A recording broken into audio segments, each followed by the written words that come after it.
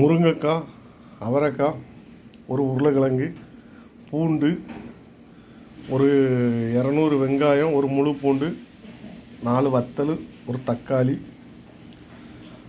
இது எல்லாம் போட்டு ஒரு புளி குழம்பு மாதிரி கருவாடு போட்டு வைக்கிது. ஊர்லேருந்து கொண்டு வந்த கருவாடு ஒரு 4 பீஸ் இருக்குது.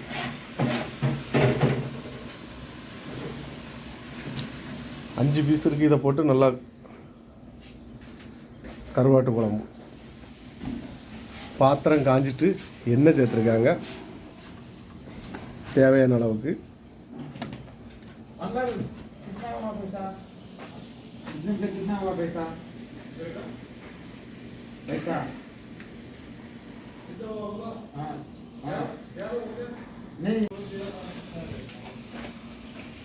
கருவாட்டு குழம்பு வைக்கிறதுக்கு ஒரு 6 பீஸு கருவாடு தண்ணியில் ஊற வச்சுருக்கு.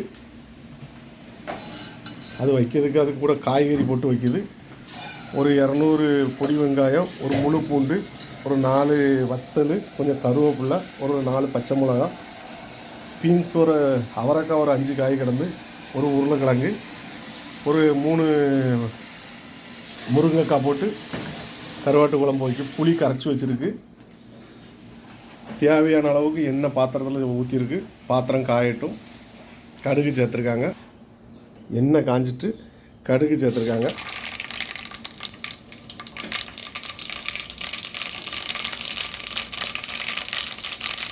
வத்தல், கருவேப்பிலை சேர்த்துருக்காங்க.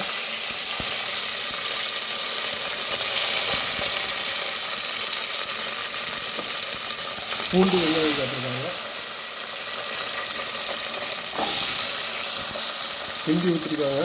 வெங்காயம் வதங்கிறதுக்கு உப்பு சேர்த்துருக்காங்க. நல்லா வதங்கிட்டு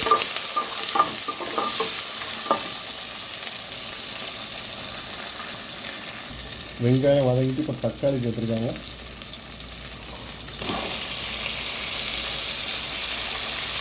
தக்காளி கொஞ்சம் வதங்கிட்டு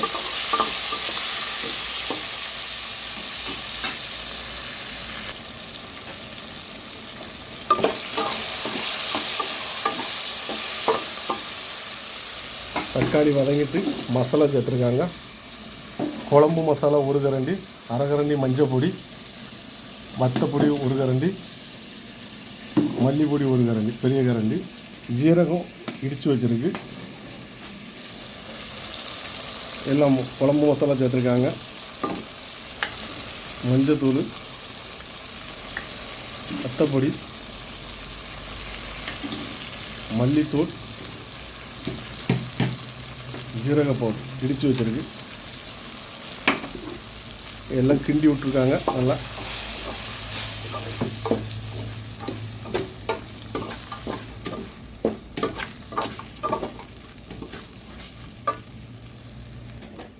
புளி கரைச்சி வச்சுருக்கு. புளி தண்ணி சேர்த்துருக்காங்க.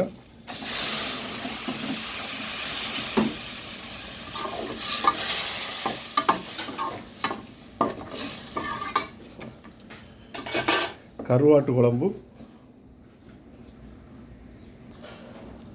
கொதிச்சுட்டு இப்போ காயை சேர்த்துருக்காங்க. வெட்டி வச்சுருக்க காய், முருங்கைக்காய், ஒரு உருளைக்கிழங்கு, அவரைக்காய், பச்சை மிளகா.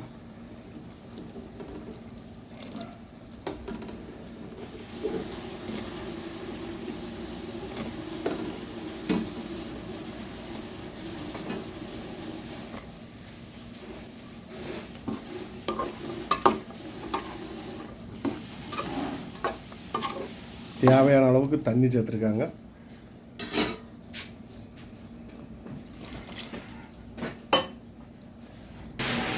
முக்கால் வெக்காடு வெந்துட்டு இந்த கருவாடை சேர்த்துருக்காங்க.